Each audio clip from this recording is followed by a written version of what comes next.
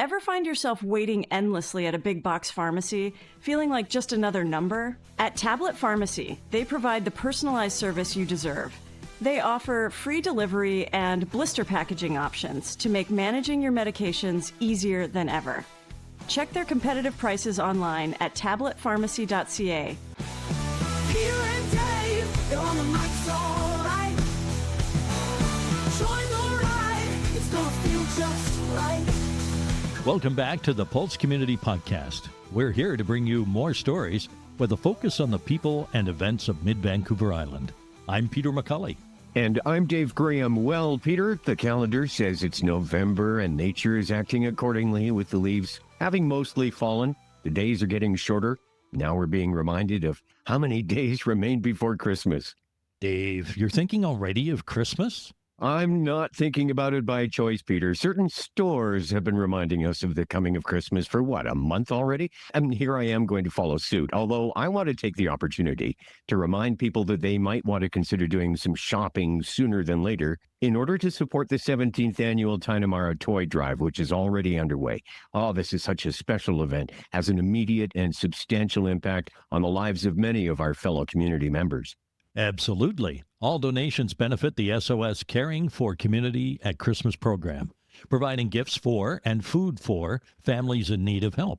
We'll be speaking with Tigh-Na-Mara General Manager Jim Hickaway and SOS Communications Manager Lissa Alexander about this outstanding program and its impact.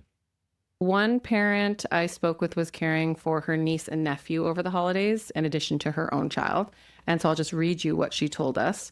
My niece and nephew are used to getting used gifts. Their clothing is all hand-me-downs, but because of the SOS Christmas program, they got something new, something that made them feel special. So this program provides not just gifts, but a little bit of hope. And Tigh-Na-Mara staff generously donates dozens of bikes to the program. One mom told us that her son used that bike all year long. He used it to get to school and some other social opportunities that he wouldn't have had because of that bike. We have a remarkable guest joining us today, Chelah Horsdal, best known for her award-winning role as Helen Smith in The Man in the High Castle. Chelah has appeared in a wide range of roles, including Hell on Wheels and Star Trek Discovery. She is also a producer, writer, and a passionate advocate for women in the industry. I was fortunate to be invited to the Star Trek Las Vegas convention last year, 2024, which is the biggest Star Trek convention that happens once a year down there. It was fascinating and wonderful. And the people I met were so generous and kind and open and welcoming. As a newbie to the whole Star Trek universe, I was really naive about that world. I had no idea, quite frankly, of how many people were so deeply connected to it and how many lives it had impacted. I've been on television for a really long time. I've never experienced anything like the recognition that has come with joining the Star Trek universe. Future guests to the podcast will include Laura Palmer, host of the award-winning Island Crime podcast. Laura recently launched Season 8 of Island Crime.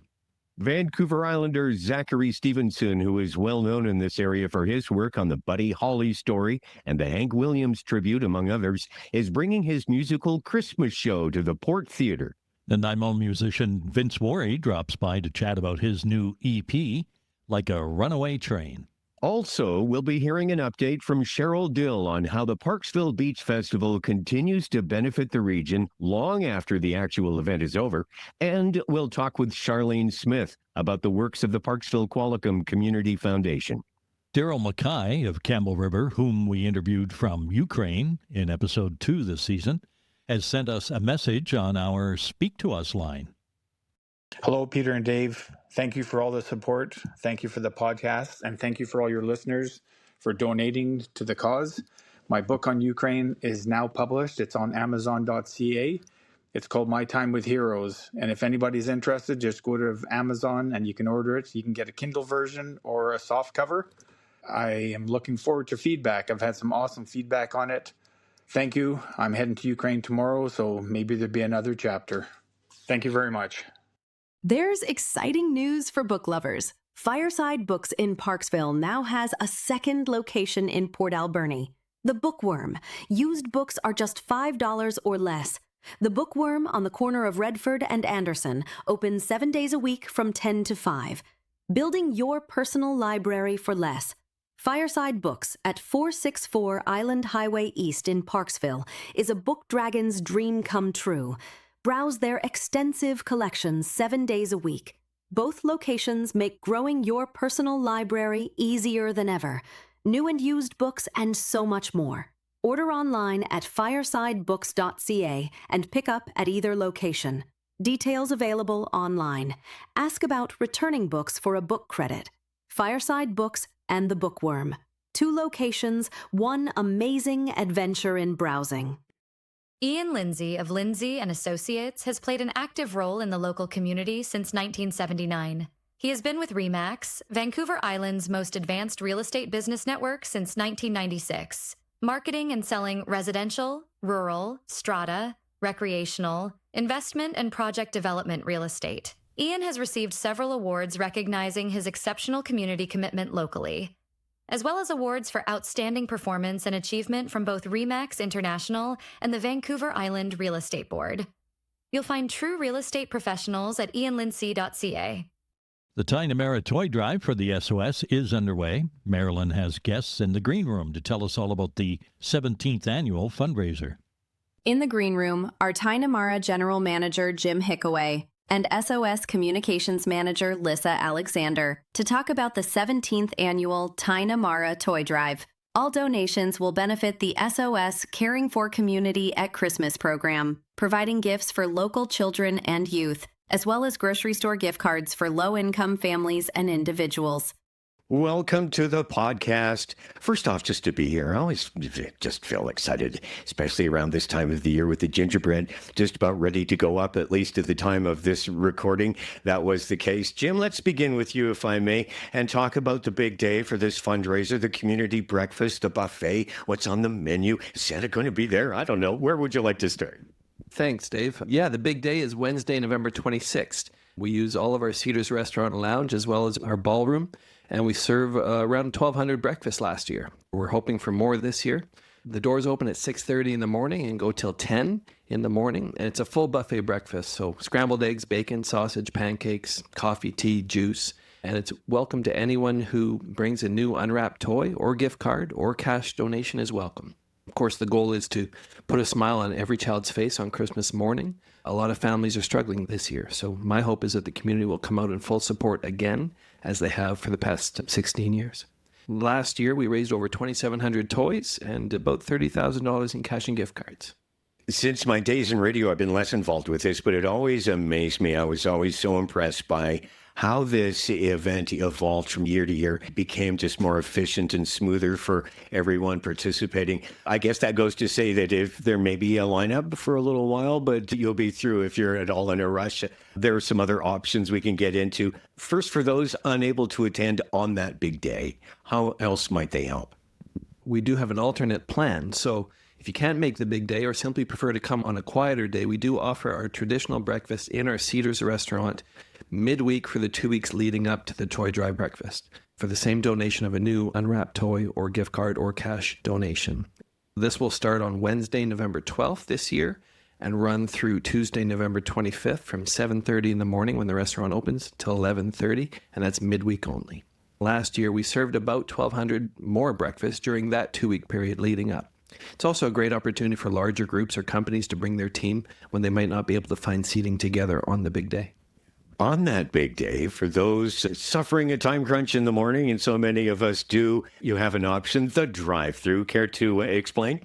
Yeah, we have an option for that too. So we do offer a drive-through, again, from 7:30 in the morning until 10 on the big day in our parking lot. If you don't have time to come inside, you can still drive up, drop off your toy donation in exchange for a coffee and a pastry to go. Something else that I'm not sure gets perhaps enough exposure is the level of staff participation, much of it on their time off. First of all, it's a very special event. It's become a huge part of our culture. I can honestly say this is one of our team's favorite events of the whole year. It's about community. It's about the spirit of giving. It marks the start of the Christmas season for us. So we turn our Pines gift shop into a giant gingerbread house. And it's incredibly heartwarming to see how the community rallies around such an important cause every year. We get to see a lot of the same people come year after year, and we have a lot of fun. But it is a lot of work to organize. I'm proud that our team members volunteer their time for this event. We have helpers out in the parking lot with parking. We have people running the drive-through and then, of course, serving the food, making all the food, cleaning up after it. They also donate a portion of their pay all year long to help with our own Bikes for Tykes program. So there's a lot of ways that our team members can contribute. We mentioned the gingerbread. Can you talk a little bit about what's involved? Your predecessor, Paul Drummond, had talked about it in terms of its scale being among the largest. Any further details? Paul's background was with Pan Pacific, and he got this idea from the Pan Pacific. They do a similar thing, but certainly on the island, I think this is the biggest sort of gingerbread house that we do. Again, we take our Pines gift shop and we transform it. Every year we try to add a little bit, so that's a lot of fun. We'll be doing that right after Remembrance Day. We'll start up on the 12th, so when you come in for those pre-breakfasts, the lobby and the foyer and the restaurant will smell like gingerbread. It'll be wonderful. That alone, I think, would be a daunting task to organize and execute. Are there other challenges that you face in getting this organized and as successful as it is every year? We're happy to get ready for it and to make the food. And of course, it's the community that comes out and supports it. But we also get a tremendous amount of support from the local media who help us get the word out. This includes PQB News, the local island radio stations, the Upside on Check News, and now the Pulse podcast. We also have great corporate partners. The local Canadian Tire gives us great pricing for our Bikes for Tykes program. RBC brings some volunteers on the day. They also have a community grant that we usually get. This year, Thrifty Foods Parksville has also come on board as a satellite drop-off location for toys. We couldn't do it without all that amazing support. Over to Lissa for a little bit. Let's start maybe with some numbers. For example, last year, can you tell us how many people you helped through this program? Typically, our Christmas program numbers were fairly consistent for many years. So they were hovering around 1,000 gifts and 1,000 grocery gift cards. But for the last few years, it's been steadily increasing. So last year, we provided 1,302 grocery gift cards to individuals and families, and 1,171 children and youth received gifts through the program. With affordability issues being what they are these days, what are the trends that you're seeing? What is it like at the SOS these days compared to the past? Residents are struggling to make ends meet for sure. I think as many people know, if people are struggling in our area, they come to SOS for assistance. We have seen the need increase, and particularly around Christmas time, I think it's just a lot of pressure for people to provide those special gifts and holiday snacks and meals. So I think it's very daunting for parents, particularly around Christmas time. And we are also seeing a lot of parents in families with two working parents still coming in asking for help because it's that difficult out there with food and the housing costs. There are a lot of pressures on people at this time of the year, and it can be difficult just to get through it all. That's compounded if there are financial issues, compounded further if you find you actually have to go out and ask for help. The SOS, this is what you do to help ease the situation and help people manage and cope through this. Do you have any stories or a story that you could relate to an experience you've had in helping a family through this? The Tigh-Na-Mara Toy Drive generously provides many gifts, gift cards, and financial donations to our program. And every year we hear stories of gratitude from the families and individuals, just what a difference the program made to them and how it made their Christmas brighter. One parent I spoke with was caring for her niece and nephew over the holidays, in addition to her own child. And so I'll just read you what she told us. My niece and nephew are used to getting used gifts. Their clothing is all hand-me-downs, but because of the SOS Christmas program, they got something new, something that made them feel special. So this program provides not just gifts, but a little bit of hope. And Tigh-Na-Mara staff, as Jim mentioned, generously donates dozens of bikes to the program. One mom told us that her son used that bike all year long. He used it to get to school and some other social opportunities that he wouldn't have had because of that bike. Is it solely a case of families coming to you when they find themselves in need, or is there a proactive element on behalf of the SOS? Yes, many individuals and families find it difficult to ask for help. We do try and make sure we are getting the word out as best we can. I think the message we're trying to get out there is that everybody struggles sometimes. It can be difficult for anybody, but this year has been extremely difficult financially for a lot of people. At SOS, you are welcomed with kindness and compassion. Our volunteers are amazing. It's a really joyful experience actually coming to SOS during the Christmas timing. It's hard to ask, but once you get there, it's a really nice experience. And people learn about our Christmas program word of mouth by coming into SOS, attending our programs, or if they had come to receive assistance. We try and share our materials as far and wide as we can in the area through local media, social media, everywhere we can think of. And then we ask everyone to just help us spread the word so that we can reach those individuals and families who need our help. How are you doing for meeting the need? And what does success look like for you in this season? Every year, we don't really know how many people we're going to have coming to register for the program, but just judging from what we've seen so far this year, we're pretty sure it's going to be a higher need than last year. This event is so heartwarming and we get so many donations from it. I think success is just helping residents experience a brighter Christmas, and just knowing everyone that comes to this event, that's what they have in mind. They want to just make Christmas brighter for someone else. And they know that when they come to this event and all those gifts are going to be in our toy shop, we are going to give all those gifts away. They are making all those smiles happen. That's what's so great about this event. We can't let you go without touching on some specific things that might spark people in shopping for others this season. What's the hardest group to shop for, and what do you recommend?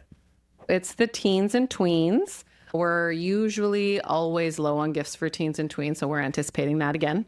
They can sometimes be hard to shop for. We have updated the list on our website, the gift ideas for teens and tweens. I can mention just a few for you right now.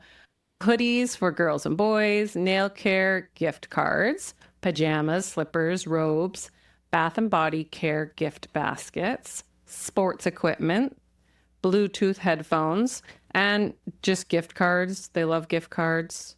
Those always go a really long way. And then every year it's different. So we may become low on things in the toy shop like Lego or books or stocking stuffers. So we do keep our social media pages updated on that so that people can find out what we're low on if they're just going out for a shop. We also share other inspiring and uplifting stories on our social media.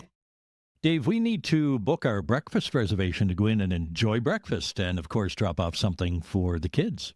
Just please, Peter, this year, no matter what I say, you have to stop me from having a third helping of bacon. For anyone still looking for help in what to buy, the SOS has information on their website. For listeners unfamiliar with the SOS, the Society of Organized Services, it's an organization that funds itself by donations and a thrift store, and they offer a wide range of programs and services that assist community members from babies to seniors. The day for the toy drive breakfast is November 26th. They'll start accepting donations at 6:30 that Wednesday morning, and the drive-thru will be open at 7:30. At Thrifty Foods, we love to help nonprofits, charities, and schools. Our Thrifty Foods Smile Card bulk program allows organizations to immediately save up to 6% on the purchase of Smile Cards in bulk, allowing you to keep more money in your organization's pockets. Ask for details at Thrifty Foods in Parksville.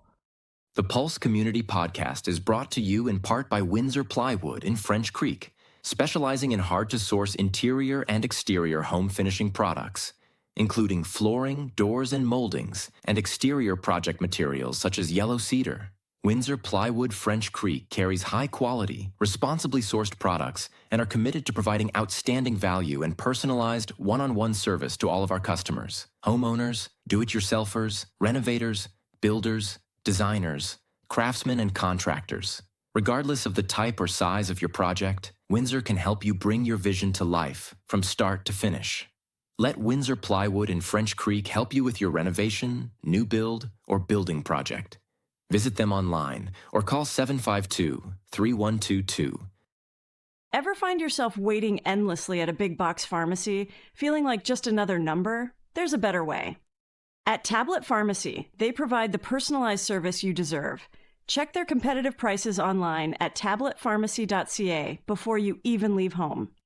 They offer free delivery and blister packaging options to make managing your medications easier than ever. With convenient locations in Parksville, Qualicum Beach, and now open in Nanaimo near the Brick, Tablet Pharmacy has been serving Vancouver Island since 2019. Stop being just a prescription number. Experience the Tablet Pharmacy difference today. Visit them online and check their prices at tabletpharmacy.ca. So, Peter, any chance you have any Halloween candy left? Gee, Dave, why are you asking? I want to present you with an opportunity. It's an opportunity to rid yourself of that temptation, to get that sugary poison out of your house and into mine. I'm thinking of you and your well-being, your blood sugar, all that, Hey, I rake leaves for chocolate, by the way. Just want to put that out there.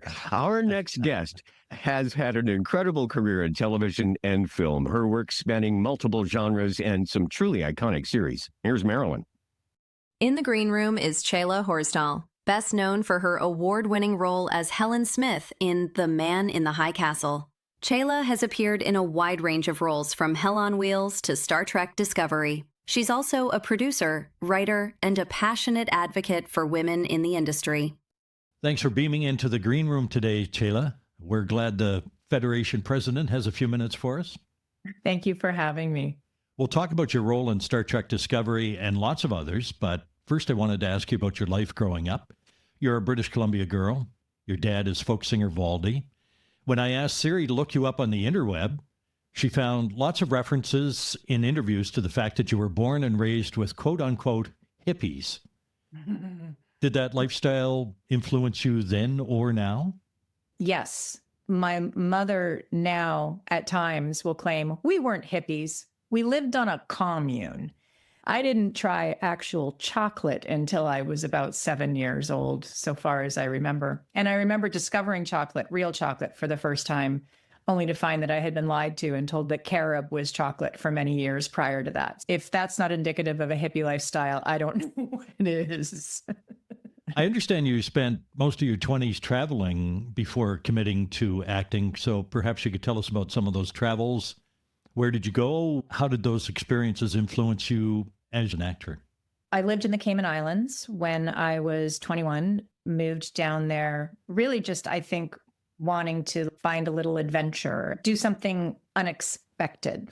No one in my family had gone to the Cayman Islands to live. I had a friend who was working down there who I had worked in restaurants with up here, and he had suggested you'd be able to get a job pretty quick down here. So I spent a year there. And from there, traveled to Cuba, I think 3 times over the year that I was there.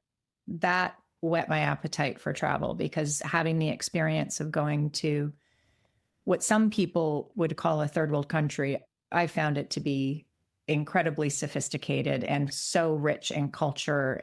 Many people's needs appeared to be met with much less than we considered necessities. But that sort of skewed the way that I looked at things a little. I began to understand, a more modern word, the privilege that we live with, certainly in Canada. And so I then went on to travel to Australia a couple of times. I went to India and Thailand, Cambodia. I would take about 6 weeks off around Christmas time once I became an actor, because that was the only time that I could carve out where I was less likely to be missing out on jobs if I were to travel over the holidays. And then I got a dog, and that was all blown out of the water because I didn't want to leave my dog for 6 weeks. A furry anchor. Exactly. A cuddly, furry anchor. You came to acting in your late 20s, I understand. And that time you were an agent for voiceover actors through a Vancouver agency. What was the catalyst for enrolling in actor school? I had a dream of being an actor, but didn't think that it was something practical or realistic. Growing up with an artist as a father, you see the struggles that life in the arts can offer and the lack of stability. And it was also his purview, like it was his thing. And I guess I didn't want to step on the toes of that real early. So by the time I was 28, I had a few businesses at that point. I had an event planning company, and through the event planning, had met Lisa Kirk, who owned an agency called Kirk Talent in Vancouver. I had produced a couple of events that she co-hosted. And then she came to me and pitched this idea of me coming and doing publicity for the agency and developing a voiceover division. Did it for a year, hated it. It's sales, and I'm not a salesperson. I loved the artists. I loved trying to build careers with people, but the act of actually selling them I found to be very difficult. And I didn't want to let people down. And it felt like I was letting people down by not finding enormous success for them. And the voiceover world, for anyone who doesn't know, is very small. On camera, one person can play, I don't know, 4 different roles over the course of a year. Off camera, one person can play 40 roles in 1 year. So it was a very narrow lane of success for people. By the end of that year, I had watched actors in the office, both behaving beautifully and terribly, and was like, I don't see any reason why I can't actually do this. Because if this guy's doing it, that sounds terrible, but it's true. There was a strike that year. Everything became very slow at the agency. And I celebrated when I was laid off because I literally walked out of the office, walked across downtown into a theater school, walked in and very naively was like, I'd like to audition to come and study here. And I've never looked back. It was September of 2001. So it's been 24 years now. Lots of folks aren't able to say that they've been working steady for 24 years. It doesn't matter what they do. Growing up as the daughter of a singer, were you drawn to performance at some point, or did you actively resist following in your dad's creative footsteps? Because there is DNA at work there. I imagine there is. I avoided it. It felt like it was his area. Were I to do it over again, I might have looked at going into the arts and performance as a way to connect with my dad, because ultimately that's what it has been. It's been a beautiful communication point for us. He understands what it is to be an artist, and now I do too. I would have liked to have leaned into that perhaps a little bit earlier in life. Yeah, it took me a long time to come around. I think I was 28 by the time I actually admitted that I was an actor. Do you play an instrument or sing? I have ambitions. My father bought me a guitar 18 years ago. He asked me what I would like for Christmas. I responded, I would like to learn how to play guitar, have him teach me. In classic Valdy fashion, he found a beautiful old guitar and then took it and had it restored and made very nice for me and gifted it to me. And since then, I think I've had 2 lessons from him in 18 years. It sits on prominent display in my living room, and everyone who visits my home asks if I play. And one day I'll be able to say, why, yes, I do. I looked you up on IMDb, and I was interested that you've appeared in over 75 commercials.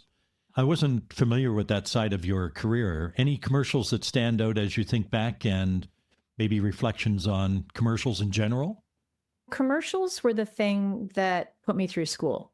I was naturally very good at them, and I don't have any reason why that was the case. Perhaps it was the age that I was. I had aged into that young mom in cleaning supply kind of era. With a dancing background, I was very good at choreography, hitting a mark, finding my light, etc. And commercials paid great.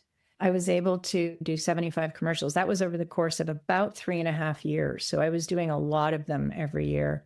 And it gave me the freedom to commit myself to school and study intensely without having to have any other job to support myself at the time. So mostly when I think about commercials, I think about the gratitude I have having landed in that position at the time. It was also a real difficult transition for me to go from what I considered to be a commercial actor to a real actor. Acting is acting. The feeling worthy myself of being good enough to do something that wasn't little tiny snippets. I really had to earn that after a couple of years of working in television and studying with some really wonderful and difficult teachers who helped to push me past the barriers that I had put up for myself because of being known as a commercial actor for a few years. Hollywood North, Vancouver, the Lower Mainland, is well known for the genre of sci-fi, from Stargate SG-1, which you've been in Arrow, Andromeda, Smallville, Star Trek, Discovery, to The Man in the High Castle. What is it about science fiction that appeals to you as an actor, and how do those make-believe worlds allow you to explore real human issues even though it's not a real world? I can't say that I have sought out sci-fi necessarily. And from the perspective of an actor, I don't consider it any different than any other genre in terms of storytelling. The more truthful that you are, the more interesting the story is for an audience. And whether that's taking place on a spaceship or in a living room, the relatable human story is universal. One of the beautiful things that I've learned about sci-fi is that they are able to tell stories in a fantastical way that are very poignant, and oftentimes a modern term and sometimes dismissive term would be woke for a lot of sci-fi, because you're creating these worlds where, for instance, the Star Trek universe, race is not an issue in the same way that it is here on planet Earth. Socioeconomic ability is not the same as it is here, like monetary stuff. But you're not realizing that when you're watching it. You don't realize that you're seeing people just treated as valuable or like heroes and villains, regardless of these certain characteristics that we as humans attach to those archetypes. I deeply appreciate that about sci-fi because it allows us to be able to watch something and create empathy for something that is unfamiliar without realizing that that's what's happening. If you go back to some of the original Star Trek shows of the 60s, that's very evident. There was no race issues. There was no monetary issues. Everybody was equal. Have you had the opportunity to attend any Comic-Cons or Star Trek conventions? I have. I was fortunate to be invited to the Star Trek Las Vegas convention last year, 2024, which is the biggest Star Trek convention that happens once a year down there. It was fascinating and wonderful. And the people I met were so generous and kind and open and welcoming. As a newbie to the whole Star Trek universe, I was really naive about that world. I had no idea, quite frankly, of how many people were so deeply connected to it and how many lives it had impacted. I've been on television for a really long time. I've never experienced anything like the recognition that has come with joining the Star Trek universe. Again, in such a kind and welcoming way. There are always going to be some people who don't like you, I'm sure. I don't read comments, so I wouldn't know if that's the case on this show. But all I have experienced has been joyful and feeling very much a part of a community, which is a big thing for me. I've realized as I get older that seeking out a sense of belonging and a sense of community has been the driving force of so many of the things that I've done in my life. So to land in this one by accident was quite beautiful. I did a convention here, a smaller convention that was a Battlestar Galactica reunion. I had appeared in a couple of episodes of the second version of Battlestar Galactica, and it was my first time, and it was wonderful. I reconnected with some people I haven't seen in a long time. In particular, 4 of the other actresses on the show ended up coming to my house yesterday for lunch, and we sat here for 5.5 hours and had this incredible visit, having known each other for, we figured out, 23, 24 years because we were all at acting school together. And then going on in our lives and doing other things. It's quite remarkable to sit around a table with 4 other women who I admire so deeply and am so inspired by, and being able to share that with them and tell them that. It was really very celebratory. I'm old enough to remember both of those series when they were not in reruns. Is there a genre you haven't explored yet that you're eager to try? Documentary. You're working on a documentary, right? Through your own company, Phoebe Films, about your dad? The short answer is yes. It has been a desire of mine for a really long time to do this. We started shooting footage a decade ago, shortly after my father was invested with the Order of Canada. It occurred to me that he has such a beautiful story, and one that has been told in small snippets over the years, but I would love to, as a tribute to him, be able to tell his full story and the impact that he has had on Canadian culture and the impact Canadian culture has had on him. So I started shooting it. We did an interview shot by the incredible John Joffin, who's a cinematographer here, who also shot Picard of the Star Trek universe, not for nothing. And we did a couple of hours of interviews that day. What I came away with was the story that I should be telling is a father-daughter story. That feels very scary to me. I'm very intimidated by it. It also feels like that requires me to take up more space than I am comfortable with, particularly in conversation with my father when it comes to career stuff. I've always shrunk myself down in a way, which I think is probably relatable to many people. And it's going to require a lot of courage for me to make the documentary that I am supposed to make. So I still intend to carry on with it. I want very deeply to have this experience with my dad and share our story. So yes, the answer is yes. I will be making that at some point. I just have to figure out how to do it honestly and in a way that is interesting to someone besides the two of us. Well, I would say that you're both very interesting. Valdy's traveled this country back and forth. He told me in an interview that he's traveled across the country more than 50 times, coast to coast. There's a lot of people that would really appreciate seeing how you show him in the spotlight. Yeah. Chelah, what have you been working on recently? I took a couple of years off, which was difficult, but also necessary. I really needed to take a break and just focus on mental health and taking care of myself. And that is more difficult to do when you're in front of the camera. I started doing courses through the Sundance Film Institute, some writing courses. As a result, I've completed my first screenplay. That's the objective as a big baby writer, as a beginner. And so I finished a draft of a script, and it turns out that it's good. So I'm continuing to work on that and have been connecting with some producer friends and a wonderful story editor who has offered some great ideas. And now we're just exploring possibilities of how to make this. I had never in my wildest dreams thought that I would write something that would be readable to anyone else, let alone potentially something that we could make into an actual work of film. That has been one of my primary focuses in the last year, for sure. I've gone back to work as an actor in the last 6 months. I've done a few shorts, one of which is quite profound, called Never Use Alone, written and directed by Colin Matthews, who's, I believe, a first-time director, had been a first AD for a very long time. And he wrote this piece as a tribute to a friend of his who had died of a fentanyl overdose. He was a recreational drug user, not someone who was a heavy drug user, and tragically, like many people, got a bad batch and died. So Colin wrote this film based around NORS, the National Overdose Response Service, which is a hotline in Canada that I didn't know existed, which allows people who are using drugs by themselves to call a hotline and have a volunteer on the other end of the line that just stays on with them while they use. And in the case that they do overdose, that person can call in paramedics. My understanding is thousands of lives have been saved as a result of this. The fact that no one knows about it was a big part of Colin's reason for wanting to make a short film.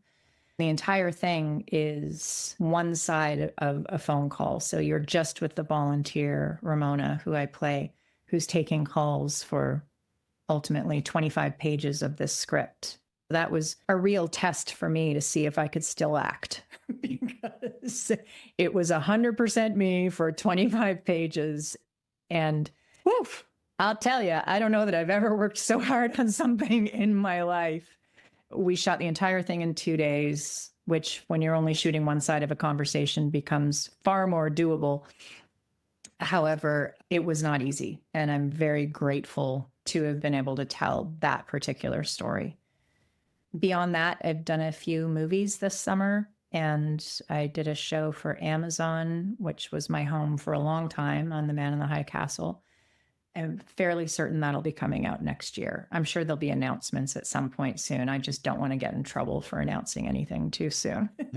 Chelah, it's been really interesting chatting with you, but I have more questions, and I know you have more answers, more stories to tell. Would you come back and see us again on the Pulse podcast? I'd be happy to. It's been a pleasure to talk to you. And yes, I welcome more. You can catch Chelah in the upcoming series adaptation of L. Kennedy's Off-Campus books at Amazon Prime Video. The official description of the show states that it follows an elite ice hockey team and the women in their lives as they grapple with love, heartbreak, and self-discovery, forging deep friendships and enduring bonds while navigating the complexities that come with transitioning into adulthood. Our thanks to Chelah for joining us today. Her passion for storytelling, both on screen and off, is inspiring. That's the kind of content we celebrate here at the Pulse Community Podcast, to inspire. Exactly. We want to inspire and inform and connect. Well, we're halfway to coming up with a mission statement here. We were doing a little bit of all that in our last podcast with a World War II veteran talking about Remembrance Day, and we had Darren Brown on with news from Ducks Unlimited. Also last week, our expanded podcast family included a football podcast with Aaron and Jonathan Fraser from the Courtenay-Comox region. They talked NFL and offered a bonus downloadable recipe from Chef Jonathan that was Baltimore-style pit beef sandwiches. I downloaded that recipe. Can't wait to try it. New members of the Pulse community include Parksville councilors Joel Granz and Sean Wood. The most recent episode features Sean Wood's announcement to run for mayor of Parksville in October 2026. Our Skookum Kids story last week featured Peter and Gracie, the Eskimo dog, learning about Remembrance Day. This week, Captain Dave and the crew of the Mellow Submarine make a special delivery to the Tigh-Na-Mara toy drive. Our kids' stories now offer coloring pages to go along with each new episode. And our Radio Archaeology Classic Radio series this week features an original episode of Gunsmoke featuring Sheriff Matt Dillon. You'll find these podcasts and more at thepulsecommunity.ca. You can go to thepulsecommunity.ca to reach us with a story idea or just to say hello. Otherwise, you can find our podcasts on Amazon, iHeart, Apple, TikTok, YouTube, Facebook, and Instagram. So, Peter, about that Halloween candy. I'm sorry, Dave, it's all gone. I'll wash dishes for Tootsie Rolls. No, we're good, thanks. How about your windows? You need your windows washed? Hey, folks, that's our time. Thanks for joining us. Until next time. Oh, just so you know, I prefer Cadbury's chocolate, although I will accept Hershey's and Nestle bars. Oh, Ghirardelli is acceptable also, as are Toblerone and Lindt, come to think of it. Oh, Berry Callebaut is a good one. And Mars, of course, love Mars. Oh, I mustn't forget our neighboring islanders, Denman Island chocolate. They're environmentally conscious, also organic. And if you buy enough, they'll drop the shipping charges. I just hope that gives you some useful information, Peter. Peter? Oh, never mind. Here come Peter, here comes Dave. Oh, listen. Bringing stories, making waves. No missing. Spinning tales in the podcast cave. So sweet. Laughs and insights everywhere. What a treat. Peter and Dave, they're on the mics all night. Join the ride, it's gonna feel just right.